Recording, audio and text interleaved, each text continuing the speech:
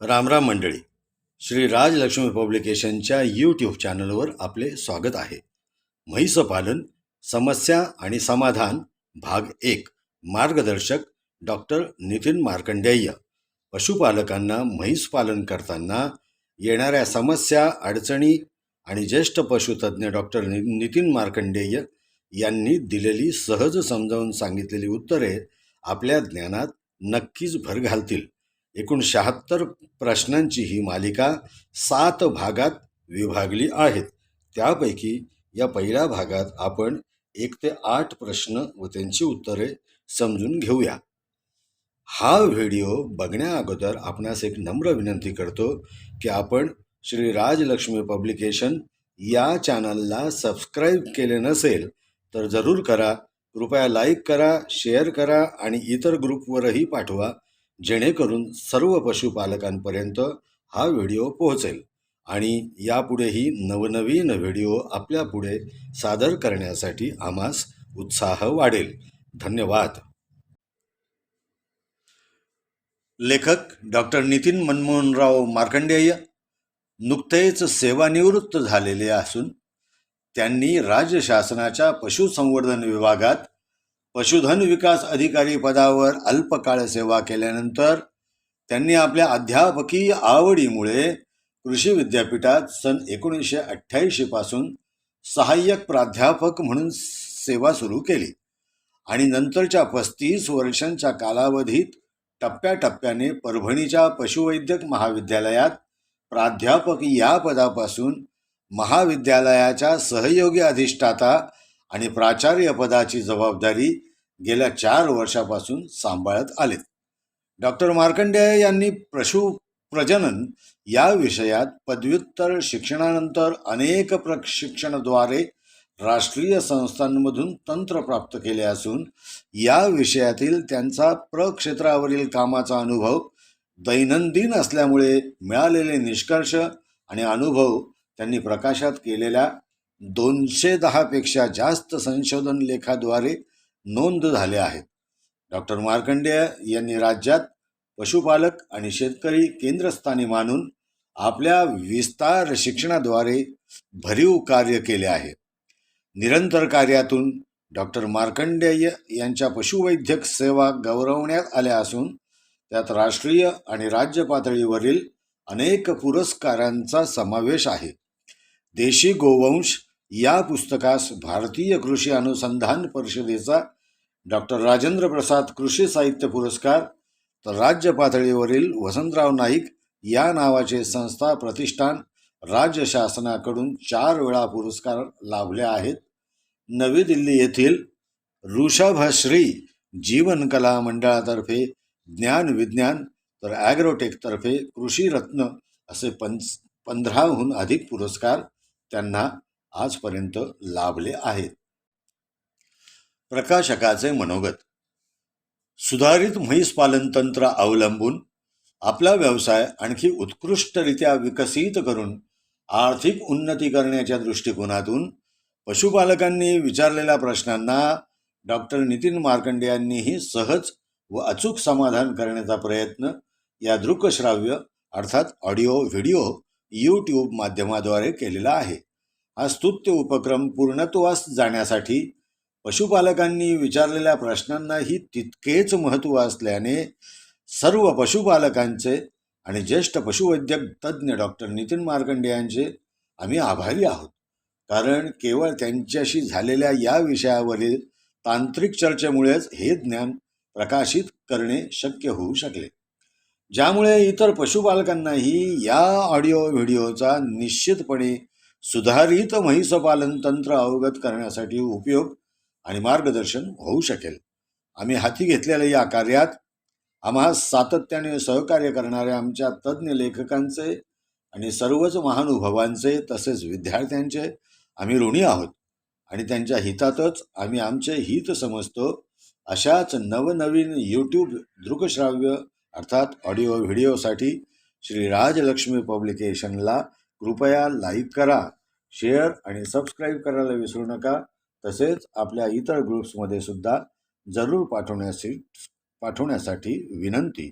राजन अहिरे पाटील, श्री राजलक्ष्मी प्रकाशन, छत्रपती संभाजीनगर, औरंगाबाद।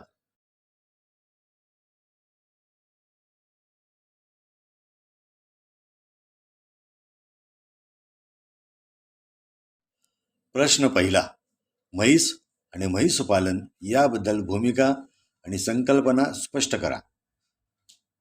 उत्तर, भारतीय सांस्कृतिक पशुपालनाला पूर्वापार महत्त्व आहे. शेतीपूरक व्यवसायात गोधन, म्हशी, शेळ्या, मेंढ्या, उंट, घोडे यांचा सांभाळ केला जातो. वर्षानुवर्षांचा मानवी अभ्यास, निरीक्षणे आणि काळाच्या गरजा यातून भारतीय उपखंडात म्हैसपालनास महत्त्व प्राप्त झाले आहे. वनस्पतींमध्ये नारळाचे झाड जसे कल्पवृक्ष, तसेच पशुधनात म्हैस म्हणजे गरजेनुसार आणि कुटुंबाच्या आर्थिक स्तरानुसार म्हैसपालन वेगवेगळ्या पद्धतीत केले जाते. गोरगरीब पशुपालक म्हैसपालनातून अर्थार्जन करतात. मध्यमवर्गीय मंडळी कुटुंबासाठी सकस दूध मिळवितात, तर व्यावसायिक मध्यमवर्गीय दूध विक्रीतून उपजीविका करतात.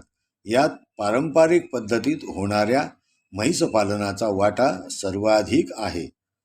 म्हशींच्या क्षमतेत दूध उत्पादन आणि सकस दुधाचे गुणधर्म असल्यामुळे दुधासाठी म्हैस हा विचार सुधारित व्यवस्थापनाशी जोडल्यास मोठा फायदा होतो, याची प्रचिती घेण्यात आली आहे.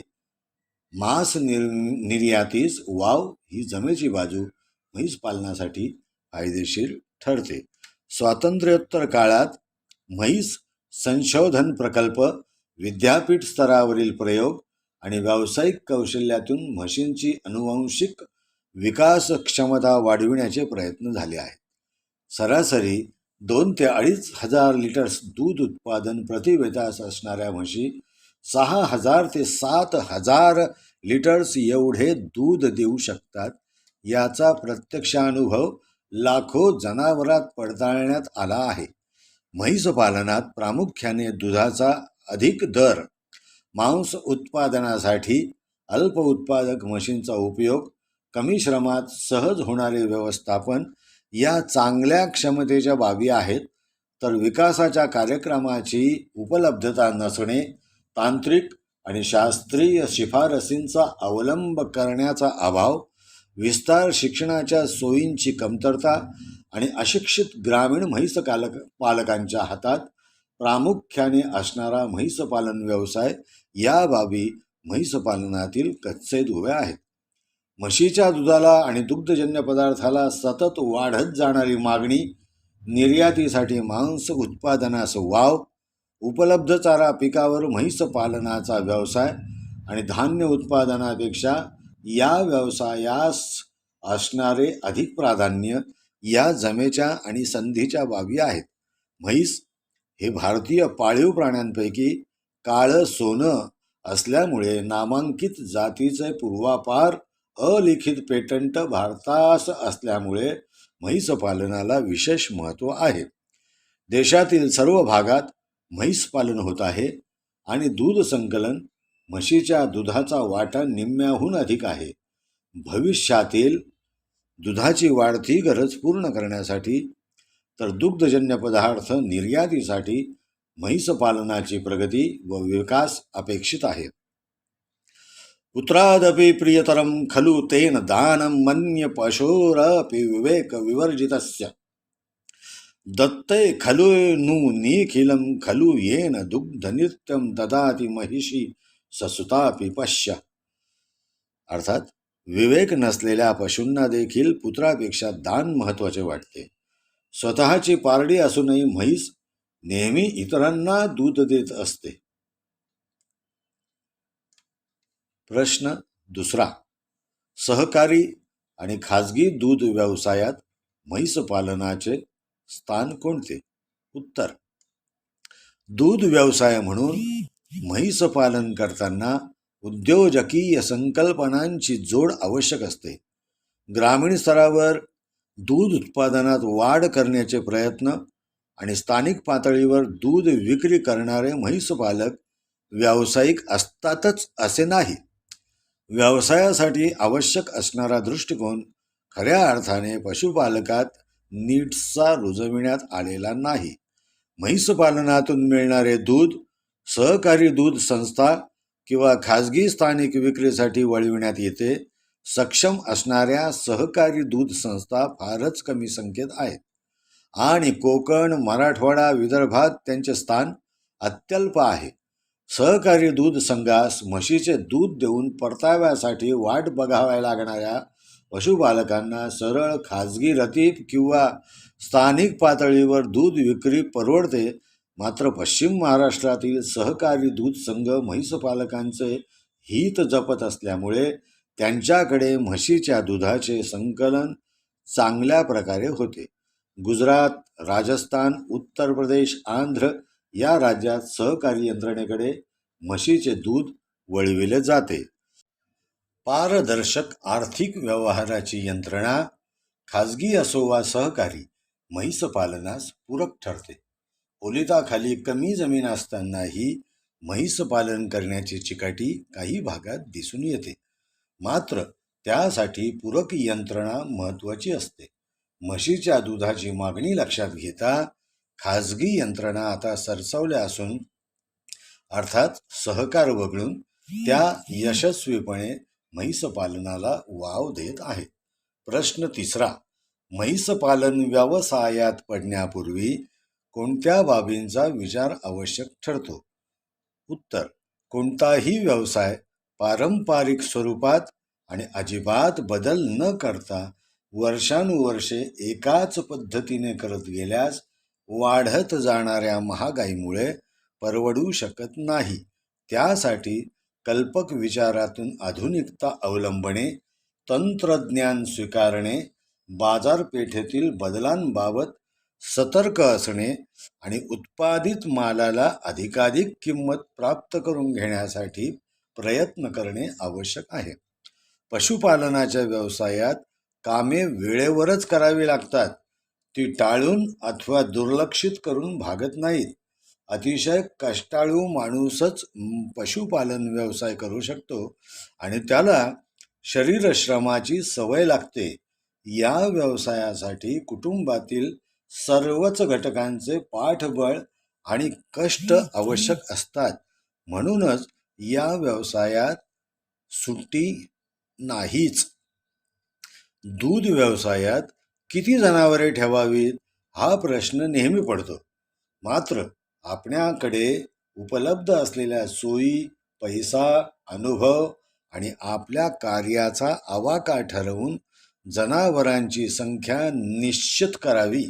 स्वतःची ऐपत, गरज, उपलब्ध शेती, पात्रता, कष्टाची सवय आणि दूध विक्रीची सोय याचा पूर्ण विचार करून किती जनावरे सांभाळावीत याचा निर्णय घ्यावा. म्हशींची फार मोठी संख्या असण्यापेक्षा किमान संख्येच्या म्हशी सांभाळणे व त्यातून सरासरी दूध उत्पादन पैदाशीद्वारे वाढविण्याचा प्रयत्न केल्यास चारा निर्मिती, रोगप्रसार प्रतिबंध, भाकड जनावरांचा खर्च, पशु व्यवस्थापनाचा ताण या बाबतीत योग्य प्रगती साधता येऊ शकते. फायदा मिळणे हे मुख्य उद्दिष्ट असणे आवश्यक असले तरी तो यशस्वी उत्पादनातून आणि उत्पन्नाच्या चांगल्या प्रतीसाठी सतत मिळत राहावा. निवडलेली जनावरे उत्कृष्टरित्या सांभाळणे, आरोग्य टिकवणे, त्यांची निगा राखणे आणि भरपूर व सकस आहार पुरवणे दूध व्यवसायात आवश्यक असते. नियमितपणे व्यवसायाच्या सर्व प्रकारच्या नोंदी ठेवणे, त्या मासिक व 6माही अंतराने पडताळणे, इतर व्यावसायिकांशी संपर्कात असणे, तसेच आपल्या व्यवसायाबाबत इतरांनी व तज्ज्ञांनी केलेल्या सूचनांची पडताळणी करून अंमलबजावणी करणे उपयुक्त ठरते. व्यवसायाचे पुढील नियोजन करणे आणि शाश्वत विकास घडवून आणणे यासाठी वेळोवेळी पडताळणी व आढावा पद्धत उपयोगी पडते. प्रगतीसाठी अडचणी दूर करण्याची आवश्यकता तसेच शास्त्रीय पद्धतींचा अवलंब म्हैसपालनासाठी सुद्धा आवश्यक आहे. साधारणपणे 10 म्हशींसाठी 3 एकर शेती ही केवळ चारा उत्पादनासाठी आवश्यक असते. इतर लोक करतात म्हणून म्हैस पालन नको. स्वतः म्हशीबाबत संपूर्ण शास्त्रीय व तांत्रिक माहिती मिळविल्यावरच म्हैस पालन करा. कर्ज मिळते म्हणून व्यवसाय नको. गरजेपुरते थोडं कर्ज घेऊन प्रायोगिक प्रकल्प सुरू करा व अनुभवानंतर म्हैस पालनाचा विस्तार करा. समविचारी गटाचा मात्र प्रत्येकाचा स्वतंत्र व्यवसाय उपयुक्त ठरू शकेल. यात एकत्रित फायद्याच्या बाबींचा लाभ सर्वांना मिळू शकेल. चारा उत्पादन, कुट्टी यंत्र, दूध दोहन यंत्र, संगणक इत्यादी. सुरू असलेल्या म्हैस प्रक्षेत्रावर स्वतः अनुभव मिळवा आणि अडचणी कोणत्याही याबाबत माहिती मिळवा. स्वतःला प्रकल्प अहवाल मांडता आल्याशिवाय म्हैस पालनात पडू नका, कारण वास्तवतेचा आराखडा प्रकल्प अहवालातून कळू शकेल.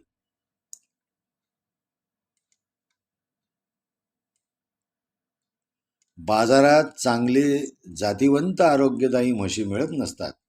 त्या गोठ्यातच निर्माण कराव्या लागतात.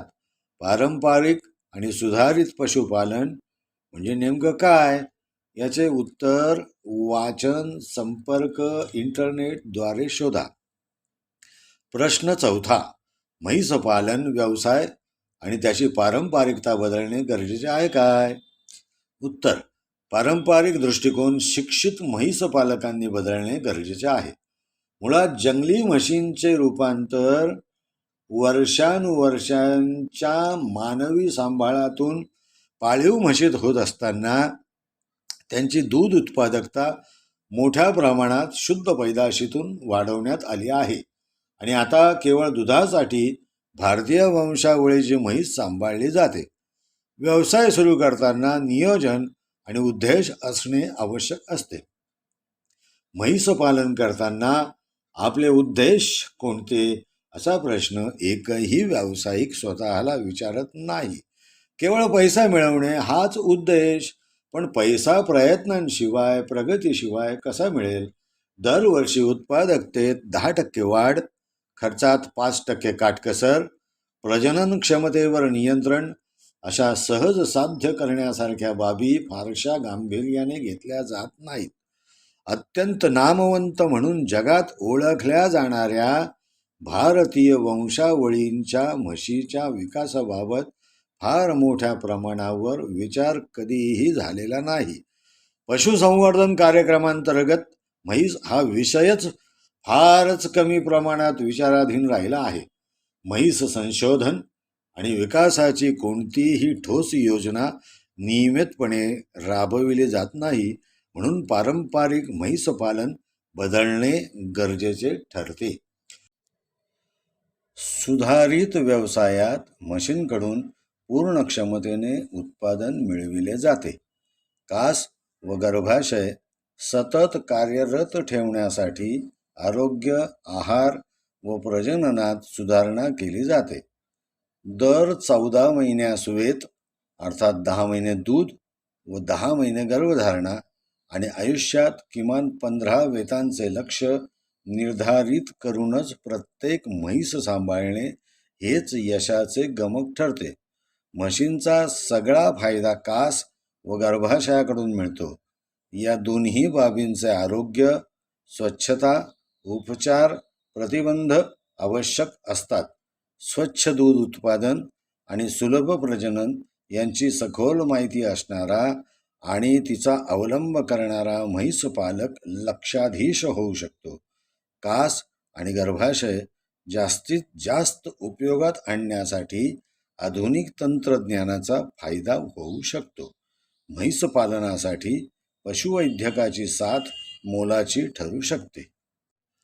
प्रश्न 5वा. म्हशींच्या बाबतीत कशा प्रकारे विकास घडून आला आहे? भारतातील म्हैस पालन आणि दूध व्यवसाय यांची परस्पर सांगड समजून घेण्यासाठी आकडेवारी आणि संख्यात्मक अभ्यास महत्त्वाचा ठरतो. जगातील म्हशींची संख्या 167 दशलक्ष एवढी आहे. जगात सर्वात चांगल्या गणल्या जाणाऱ्या म्हशी भारतात आढळतात. जगातील 50 विविध देशात दुधासाठी म्हशी सांभाळल्या जातात. त्यातील 95% म्हशी आशिया खंडात आहेत, तर युरोपात केवळ 3% म्हशींची संख्या आढळते. अमेरिकेत 9% म्हशी आढळतात. आशिया खंडात म्हैस पालनात सतत वाढ होत आहे. 20 ते 108% इतका विकास आशियाई राष्ट्रात म्हैस पालनाबाबत नोंदविला गेला आहे. म्हैस पालनातून आता केवळ दूध व मांस एवढेच उत्पादन मिळवणे हा उद्देश उरला असून शेती कामासाठी वापर केवळ अल्प उरला आहे.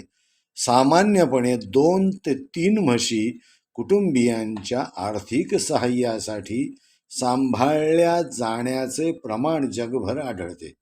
भारतातील म्हशीचे दूध जगातील म्हशीच्या दुधाच्या प्रमाणात 63% एवढे जास्त आहे. या उलट जगातील पशुधनापैकी 15% पशुधन भारतात असूनही जगातील दूध उत्पादनाच्या केवळ 7% दूध भारतात निर्माण होते. जगातील 14 कोटी म्हशी असून भारतातील म्हशींची संख्या 3.5 कोटी आहे. महाराष्ट्रात अंदाजे 6 दशलक्ष महिष वर्गीय पशुधन आहे. दरवर्षी 1.5 ते 2% एवढी वाढ म्हशींच्या संख्येत दिसून आली आहे. म्हशींच्या वाढीचा वेग 3.5% एवढा असून तो पाळीव प्राण्यांमध्ये सर्वाधिक आहे. भारतातील दूध उत्पादनाच्या प्रगतीचा वार्षिक वेग 4.2 एवढा तर मांस उत्पादनाबाबतीत 1.7 एवढा आढळून आला आहे. भारतातील पीक उत्पादनाचा वार्षिक वेग 2.2 तर पशु उत्पादनाचा वेग 3.9 एवढा सन 2000 मध्ये आढळून आला आहे. आज भारतात 91 दशलक्ष म्हशी आहेत. ही संख्या गायींच्या मानाने 1/3 एवढी आहे. एकूण दूध उत्पादनात 52% दूध म्हशींचे आहे. भारतामध्ये म्हशींच्या संख्येत अल्पगतीने वाढ दिसून आली आहे. तरीही दूध व्यवसायात म्हशींचे स्थान संकरित गायीपेक्षाही मोठे आहे. देशात म्हशींच्या विकासासाठी कृत्रिम रेतनाचे तंत्र उपलब्ध करून जातिवंत म्हशींची शुद्ध पैदास तर गावठी म्हशीत वंश सुधारण्याचे धोरण गेल्या 50 वर्षांपासून अवलंबण्यात येत आहे. म्हशींच्या बाबतीत संशोधन हाती घेण्यात आले असून नवीन तंत्राच्या शिफारशीद्वारे म्हैस उत्पादनात वाढ घडविण्यात आली आहे. भ्रूण प्रत्यारोपणातून तर प्रतिरूप जैवनिर्मितीतून म्हैस निर्मितीचे यशस्वी प्रयोग करण्यात आले आहेत. तर सुधारित म्हशींच्या स्त्री बीजांची वाढ, फलन व भ्रूण निर्मितीबाबत संशोधन सुरू आहे. विशेष म्हणजे व्यवस्थापनात सुधारणा करण्याचे तंत्र गुजरात, उत्तर प्रदेश आणि महाराष्ट्रात महिलांनी विकसित केले आहे. प्रश्न 6वा, दूध व्यवसाय आणि उपलब्ध यंत्रणा यांचे स्वरूप काय आहे? उत्तर, भारतात 206 ग्रॅम प्रतिमानशी प्रति दिवशी दुधाचा वापर उपलब्ध दुधाच्या आकडेवारीवरून काढला जात असला तरी ग्रामीण भागात मात्र अवघ्या 121 ग्रॅम दुधाची उपलब्धता प्रति दिवशी प्रतिमानशी आहे. भारतीय वैद्यक संशोधन परिषदेतर्फे प्रति दिवशी प्रतिमानशी 220 ग्रॅम दुधाचा मानवी आहारात वापर व्हावा अशी शिफारस करण्यात आली आहे. भारतातील 5 वर्षाखालील 50%हून अधिक बालके कुपोषित व अर्धपोषित असून त्यांच्यासाठी दुधाचा उपयोग अत्यंत चांगल्या प्रमाणात होऊ शकेल. भविष्यात दुधाची कमतरता देशात होऊ शकेल अशी भीती व्यक्त करण्यात येत आहे. सन 2010 नंतर प्रतिवर्षी 20 दशलक्ष टन एवढ्या दुधाची गरज पडणार आहे. सन 1991 ते 2000 दरवर्षी 7.1 पेक्षा अधिक गतीने विकसित झालेला दूध व्यवसाय 2001 नंतर 4.1 एवढ्या कमी प्रमाणात उतरला आहे. मात्र सन 2020 पर्यंत वार्षिक दूध उत्पादनाचे उद्दिष्ट 160 ते 180 दशलक्ष मेट्रिक टन एवढे निर्धारित करण्यात आले आहे. रवंथ करणाऱ्या प्राण्यांकडून मिथेन वायू निर्माण होतो. भारतात सुमारे 33% हा वायू पशुजन्य आहे. 1 लिटर दूध उत्पादनाकरिता 240 ग्रॅम मिथेन वायू तयार होतो. या वायूचे प्रमाण कमी करण्यासाठी अल्प उत्पादक जनावरांची संख्या तात्काळ कमी करणे आवश्यक आहे. भारतातील दूध व्यवसायात 15% उद्योग हा संघटित व सहकारी क्षेत्रात समाविष्ट असला तरी 85% उद्योग ग्रामीण भागात असंघटित स्वरूपात असून त्यांना अत्याधुनिकीकरणाचे आणि या व्यवसायातील तंत्रज्ञानाचे मोठे फायदे पोहोचवणे ही बाब अतिशय महत्त्वाची आहे. भारतात दूध व्यवसाय मोठ्या प्रमाणात अवलंबला जात असून ग्रामीण अर्थव्यवस्थेत त्याचे स्थान रक्ता एवढे महत्त्वाचे आहे. देशात 23 राज्य दूध महासंघ, 170 जिल्हा दूध संघ, 90,000 दूध निर्मिती कंपन्या आणि 200 नियोजित खाजगी प्रकल्प उभारणी अशी आकडेवारी असून त्यातून दूध व्यवसायाचे महत्त्व स्पष्ट होते. प्रश्न 7वा. म्हशींच्या विविध जाती आणि त्यांची उपयुक्तता कोणती? उत्तर. भारतीय उपखंड जगातील दुधासाठी असलेल्या म्हैस जातींचे माहेरघर आणि उगमस्थान आहे. दूध, शेतीकामे आणि मांस अशा तिहेरी फायद्यासाठी म्हैस सांभाळण्यात येते. म्हशींचा प्रसार भारतातून आशिया व आफ्रिका खंडात झाला. दलदलीच्या प्रदेशातील म्हशी 48 गुणसूत्र असणाऱ्या व अल्प दूध उत्पादकता असणाऱ्या आहेत. या म्हशींकडून मांस उत्पादन, शेतीकामे आणि ओझे वाहून नेण्यासाठी पाणथळ व दलदलीच्या प्रदेशात उपयोग होतो. पाण्यातील म्हशी या प्रामुख्याने भारतात आढळतात. त्यांच्या पेशीत 50 गुणसूत्रांची संख्या असून दूध उत्पादनासाठीच त्या सांभाळल्या जातात. भारतात म्हशींच्या मुख्य 9 जाती असल्या तरी विभागानुसार वर्गवारी केल्यानंतर 20 जाती दिसून येतात. भारतातील प्रमुख म्हशींच्या जातीत मुऱ्हा, सुरती, म्हैसाणा, जाफराबादी, निलीरावी, तराई, भदवारी, नागपुरी, पंढरपुरी, तोडा, गोदावरी, आसामी या प्रसिद्ध असलेल्या आणि वर्गवारी नसलेल्या इतर म्हशी तसेच कोणत्याही जातींशी साधर्म्य नसणाऱ्या आणि अनिर्बंध पैदाशीतून निर्माण झालेल्या आहेत. भारतातील दूध उत्पादक जातीचे वर्गीकरण 2 मुख्य विभागात केले जाते. धष्टपुष्ट शरीर, काळा रंग आणि भरपूर दूध उत्पादन, तर गळ्यावर गलोल आकारात नसणारे पट्टे या मुऱ्हा गटातील म्हशी म्हणजे मुरा. म्हैसाणा, निलीरावी, कुंडी, जाफराबादी इत्यादी होत. तर दुसऱ्या गटात सर्वसाधारण शरीररचना, कातडीचा फिका रंग यासह गळ्यावर 1, 2 किंवा 3 गलोळ आकाराचे पट्टे असणाऱ्या म्हशी मोडतात. म्हैसपालनाच्या दूध व्यवसायात नरवासरे अजिबात उपयोगी पडत नाहीत असा रूढ समज आहे. मात्र तांदूळ उत्पादक प्रदेशात आणि प्रामुख्याने पाणशेतीमध्ये वळूपेक्षा रेडेच जास्त अश्वशक्तीची कामे करू शकतात. असे महिषवर्गीय रेडे लहान ट्रॅक्टर म्हणून हरियाणा, पंजाब, उत्तर प्रदेश, आंध्र प्रदेश राज्यात सर्रास वापरले जातात. महिष वर्गातील जनावरांच्या पायातील खुरांच्या वरचा सांधा थोडा सैलसर म्हणजे ढिला असतो. यामुळे रेडे भातशेती, चिखल तुडविणे, जमिनीचे सपाटीकरण किंवा पाणी उपसणे इत्यादी कामांसाठी अतिशय उपयोगी पडतात. खाली निरनिराळ्या महिष वंशीचे प्रकार दिलेले असून ते आपण आपल्या अभ्यासासाठी जरूर तपासावेत.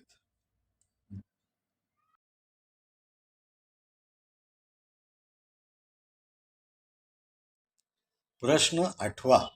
मराठवाडी म्हैस आणि पशुपालकांसाठी तिची उपयुक्तता स्पष्ट करा. उत्तर: राज्यात दररोज सरासरी 30 लिटर दूध देणाऱ्या उत्कृष्ट म्हशी असताना सर्वसामान्य पशुपालकास म्हैस पालनासाठी स्थानिक अर्थात गावठी म्हशी सांभाळणे सहज पटणार नाही. उद्योजकीय म्हैस पालनात भरपूर दुधाचे उत्पन्न मिळाल्याशिवाय फायदा नाही. ही बाब खरी असली तरी व्यवस्थापनात मोठी कमतरता दिसून येत असल्याने शाश्वत फायद्यासाठी स्थानिक म्हशीच अधिक उपयुक्त ठरतात. मोठी प्रगती, उत्तुंग विकास साधण्यासाठी सुयोग्य नियोजनाची गरज असते. पाय जमिनीवर असणाऱ्यांनी मोठे विचार करणे अपेक्षित असते. विस्तवातून जाणारं वास्तव लक्षात घेता परिस्थितीजन्य, शाश्वत आणि आर्थिक कुवतीचा व्यवसाय अवलंबणे फायदेशीर ठरते. दूध व्यवसायात गायीपेक्षा म्हशींचा सांभाळ अधिक सुलभ, सहज आणि सुरक्षित समजला जातो. या दृष्टीने स्थानिक म्हैसपालनाबाबत भूमिका स्पष्ट होणे अपेक्षित आहे.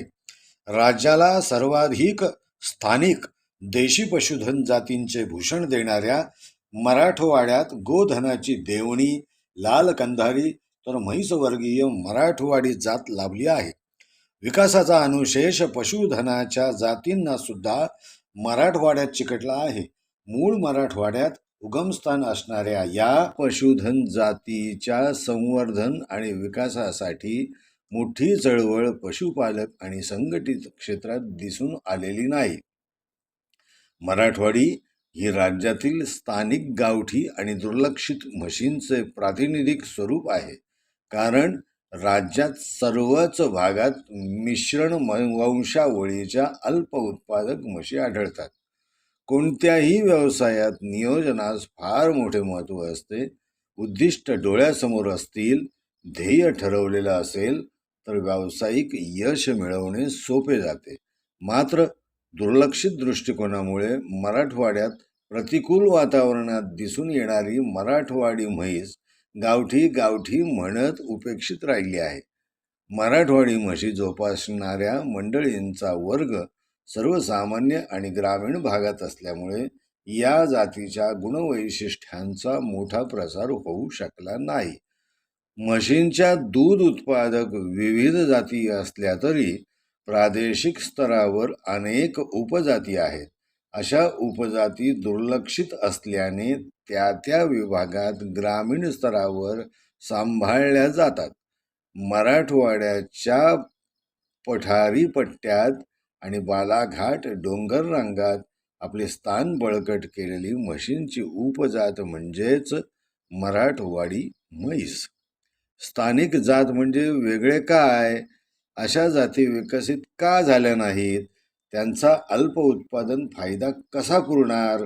अशा प्रश्नांची मालिका शिक्षित पशुपालकांनी व्यापक चर्चा करून सोडवली तर एकही म्हैसपालन प्रकल्प अयशस्वी होणार नाही.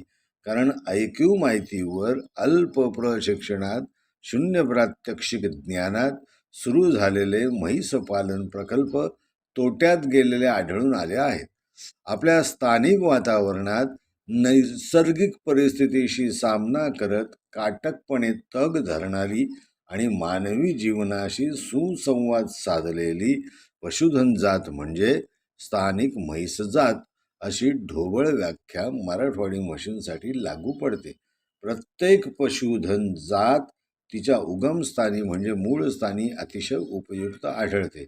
याचे मुख्य कारण म्हणजे पशुधनाचा नैसर्गिक परिस्थितीत सहज होणारा निर्वाह होय.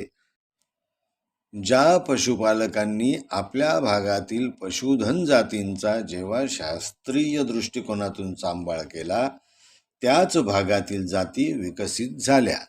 इतर भागातील आणलेल्या जाती फार फायदेशीर दिसून येत नाहीत.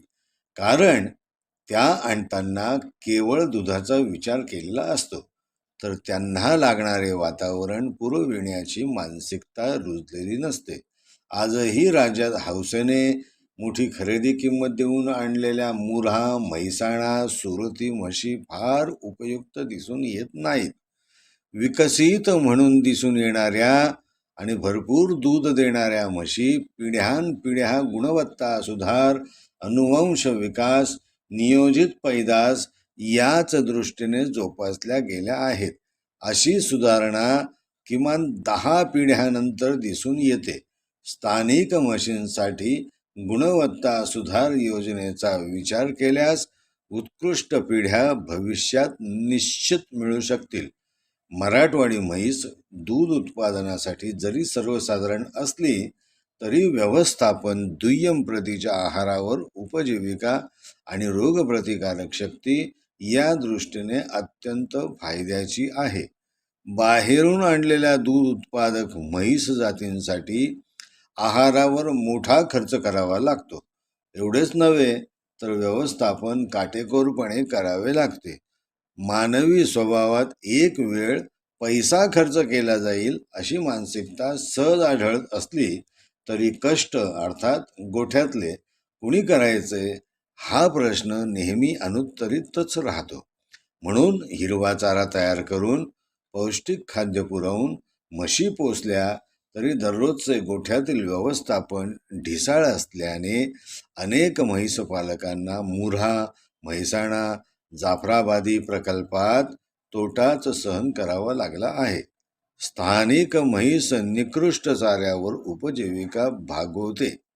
पशुखाद्याचे टोपले दूध नसताना कधीही न पाहणाऱ्या मराठवाडी म्हशी काटक म्हणूनच ओळखल्या जातात. मराठवाड्यातील कोरड्या व 5 ते 6 महिने दरवर्षी उष्ण असणाऱ्या हवामानात अगदी सहजपणे जगणाऱ्या म्हशींना हिरवा चारा मिळणे अशक्यच असते. असा दुय्यम आहार असतानाही प्रतिकूल वातावरणात तग धरण्याची वृत्ती जोपासणाऱ्या मराठवाडी म्हशी सामान्य पशुपालकांच्या दारात वर्षानुवर्षे उभ्या आहेत. उन्हाळ्यात असणारी पाणी टंचाई मराठवाड्यात अधिक तीव्र असते. पाण्याखाली केवळ लागवडीची 15% शेती असली तरी केवळ खरीप पिकांचीच अपेक्षा असणारा भाग मोठा आहे. या परिस्थितीत चारा पिकांची लागवड ही बाब केवळ अशक्यच आहे. त्यामुळे डोंगरी गवतावर मराठवाडी म्हशी अधिक विसंबून असण्याचे कारण स्पष्ट होते. निकृष्ट चारा, शेतीतील वनस्पतीजन्य ऊर्जा शोधून उपजीविका करणारी म्हैस म्हणजे सोशिकतेचं उदाहरण आहे. अशा परिस्थितीत बाहेरच्या प्रदेशातील म्हशी सांभाळणे किती खर्चिक याची कल्पना न केलेली बरी. म्हशींना ओलावा, पाणी, थंड हवा, सावली आवडते. कातडीच्या रचना आणि शरीरक्षमता विचारात घेता उष्णता म्हणजे म्हशींची वैरीण. मराठवाडी म्हशी उन्हाळ्यातही दिवसभर चरण्यास सोडलेल्या आढळतात. त्यांना सावली आणि निवारा हे सहज उपाय अवलंबण्याचे कष्ट कधी पशुपालकांनी घेतले नाहीत. तरीही मराठवाडी म्हशी आपली सामान्य उत्पादक आणि प्रजनन क्षमता टिकवून आहेत. 1.5-2 वर्षास आणि वेतास 1500 ते 1700 लिटर दूध पशुपालकांना मिळत राहते. व्यवस्थापन हा पशुपालनातील महत्त्वाचा भाग असतो. यासाठी लक्ष देणे, कष्ट करणे, गोठ्यात श्रम करणे, स्वच्छता राबविणे, ऋतुमानानुसार बदल करणे अशा बाबी अंतर्भूत असतात. मराठवाडी म्हशींना केवळ व्यवस्थापन बिनखर्चिक पुरविल्यास त्यांची उत्पादकता मोठ्या प्रमाणात वाढू शकते.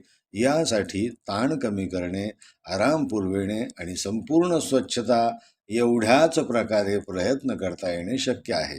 मराठवाडी म्हशींची गुणवत्ता वाढविण्यासाठी दीर्घकालीन उपाय सहज अवलंबता येऊ शकतात.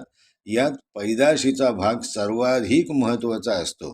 मराठवाडी म्हशींच्या पैदाशीसाठी मराठवाडी रेडाच वापरून शुद्ध पैदास घडविणे हा योग्य पर्याय ठरू शकतो. मात्र सध्या तरी गावठी दृष्टीने उपलब्ध असलेला कोणताही रेडा वापरून मराठवाडी म्हशींची अनिर्बंध पैदास सुरू आहे. नैसर्गिक रेतनाचा वापर म्हशीत अधिक असल्यामुळे कधी पंढरपुरी तर कधी नागपुरी रेडा वापरून मराठवाडी म्हशी गाभण केल्या जातात आणि यामुळेच निकृष्ट प्रजा निर्माण होते. कृत्रिम रेतन पद्धतीमुळे वळूची किंमत गायीपेक्षा 100 पेक्षा अधिक पट वाढली आहे. सिद्ध वळू निर्माण करणे गरजेचे असते व त्याच्या वापरातूनच उत्पादक प्रजा निर्माण होते. ही बाब गोपालकांना पटली आहे. म्हशींसाठी कृत्रिम रेतन तंत्राचा अवलंब अगदी कमी आणि स्थानिक म्हशींसाठी कृत्रिम रेतन नाहीच असाच प्रकार दिसून येतो. नैसर्गिक रेतनासाठी असलेल्या रेड्यांची किंमत म्हशींच्या निम्मी का हा प्रश्न नीटसा विचारात घेतला जात नाही. मराठवाडी रेडा असतो ही बाब ग्रामीण म्हैस पालकांनाही नीटशी समजलेली नाही. म्हणूनच मराठवाडी म्हशींचा विकास साधला गेला नाही. भरपूर खर्च करत भरपूर उत्पन्न मिळवायचे हा विचार मुऱ्हा, म्हैसाणा, जाफर सांभाळणाऱ्या गर्भश्रीमंत म्हैस पालकांचा असू शकतो. मात्र अल्प खर्चात फायदेशीर म्हैस पालनाचा विचार मराठवाडी म्हशींचा पशुपालक अधिक शाश्वतपणे आणि खात्रीपूर्वक करू शकतो. गरज आहे ती महागाईच्या खर्चात होणाऱ्या वाढीप्रमाणे मराठवाडी म्हशींचे उत्पन्न बिनखर्चिक उपायांनी वाढविण्याची. सांभाळलेल्या मराठवाडी म्हशीत दूध वाढू शकेल का आणि आर्थिकदृष्ट्या असा व्यवसाय फायदेशीर असू शकेल का या दोन्ही प्रश्नांची उत्तरे होकारार्थीच आहेत. जगात आज विकसित झालेल्या पशुजाती पूर्वी स्थानिक आणि गावठी स्वरूपातच होत्या आणि आज त्या विकसित उत्पादक म्हणविल्या जातात. याचे कारण पशुधन नव्हे तर त्यांना सांभाळणारे पशुपालक होयच आहे. मराठवाडी म्हशींचा पशुपालक जागृत झाल्यास नेहमीसाठी असणाऱ्या प्रतिकूल नैसर्गिक परिस्थितीत म्हशी कशा सांभाळायच्या याबाबत तो स्वतःच उत्तरे शोधू शकेल. पशुजात कोणतीही असो, 95% दूध उत्पादनाचे श्रेय पशुपालकांच्या कौशल्यात अर्थातच व्यवस्थापनात तर 5% पैदाशीत असते. हा नियम मराठवाडी म्हशींना लागू केल्यास आज दररोज 3 ते 4 लिटर मिळणारे दूध अगदी सहजपणे सरासरीने दुप्पट वाढविणे वर्ष 2 वर्षात शक्य आहे. यात म्हशींची शरीरक्रिया, प्रजनन क्रिया, आरोग्य आणि आहार याबाबत प्राथमिक माहिती मिळवून गोठ्यात सुधारणा आणि शास्त्राला अपेक्षित असणारी स्वच्छता राबविता येऊ शकेल. सर्वसामान्यपणे मराठवाड्याचा पशुपालक मध्यम आर्थिक परिस्थितीचा आहे आणि त्याला प्रतिकूल हवामान, मध्यम शेती, पाणी टंचाई यांच्याशी दरवर्षी सामना करावा लागतो. अशा पशुपालकांकडून मराठवाडी म्हैस अगदी चांगल्या पद्धतीने सांभाळली जाऊ शकते. या उलट दूध उत्पादक म्हशी बाहेरून खरेदी केल्यास त्या नैसर्गिक वातावरणाशी साधर्म्य साधू न शकल्याने उपयुक्त ठरू शकत नाहीत. खडतर श्रम, स्वाभिमानी जीवन आणि जेमतेम आर्थिक आवक असणाऱ्या पशुपालकांच्या फायद्यासाठी मराठवाडी म्हैस अधिक उपयुक्त ठरेल. यासाठी सुधारित म्हैसपालन तंत्र अर्थात बिनखर्चाचे समजावून घेणे गरजेचे आहे. पशुपालकाने ठरविलेल्या नियमाप्रमाणे पशुधन सांभाळ करण्याऐवजी पशुधनाच्या गरजा ओळखून पशुपालकांकडून सांभाळ होत राहिल्यास भरपूर दूध मिळू शकते. मराठवाडी म्हशींना सुधारित व्यवस्थापनात गरज आहे ती प्राधान्याने देखरेखीबाबत अधिक जागरूक असण्याची, बाह्य परजीवी निर्मूलनाची, निवारा पुरविण्याची, स्वच्छता राबविण्याची, गोठे उंच आणि हवेशीर बनविण्याची, पिण्याचे पाणी पुरविण्याची तर अधूनमधून आरोग्य नियंत्रणाची अशी पद्धती अवलंबून वाढणारी उत्पादन क्षमता दिसून आल्यास पुढे काही अल्प खर्चिक तंत्र स्वीकारता येऊ शकेल. मराठवाडी म्हशींचे जतन सांभाळ होत राहावा यासाठी महत्त्वाची बाब अशी की माझावरची एकही म्हैस नागपुरी आणि पंढरपुरी जातिवंत रेड्याकडून भरवली जाऊ नये. मराठवाडीचे काही प्रजननक्षम रेडे तयार करण्याची प्रवृत्ती असणारा म्हैस पालकच मराठवाडी म्हैस जात टिकवून ठेवण्यास मदत करू शकेल. असे रेडे शासन दरबारी पुरविल्यास मराठवाडी म्हशी कृत्रिम रेतनाच्या तंत्राने भरविता येणे शक्य होऊ शकेल. सारांश असा की सामान्य पशुपालकाच्या दारात असणारी आणि दूध उत्पादन शक्ती वाढविता येणे सहज शक्य असणारी मराठवाडी म्हैसच मराठवाडा विभागात व्यावसायिक फायदेशीर पशुपालनात अधिक उपयुक्त ठरू शकेल. जगात ज्या पद्धतीत पशुजाती विकसित झाल्या त्याचप्रमाणे मराठवाड्यातील पशुपालकांच्या सहकारी संघटित प्रयत्नातून मराठवाडी म्हैस नामांकित होऊ शकेल.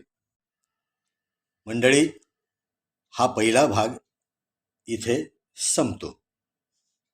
यापैकी पहिल्या भागात आपण 1 ते 8 प्रश्न व त्यांची उत्तरे समजून घेतली. आता यापुढील दुसऱ्या भागात आपण 9 ते 17 प्रश्न व त्यांची उत्तरे समजून घेऊयात. कृपया व्हिडिओ सबस्क्राईब करायला विसरू नका. धन्यवाद.